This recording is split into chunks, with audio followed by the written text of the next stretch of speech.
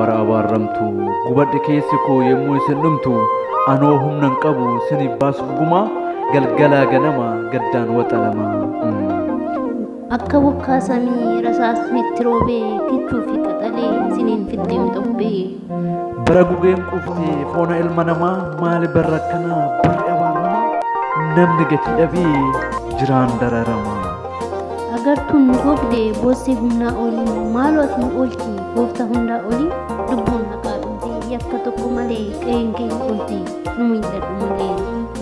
Mee tokko taasisi ummata qulqulluu diina guyyaan dhufe akka ofirraa qolu kan fixuuf dhufe lola'e akka maaloo yaa saba koo saba hundeen tokko akkamiin calqifne ija ganda tokko tokkummaan nu dhibee dhumna guyyaa tokko.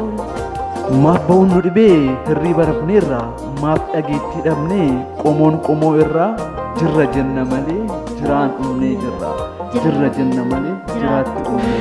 YouTube channel on time 24 Universe Entertainment subscribe share gochuudhaan nu bukkee dhaabadhaa.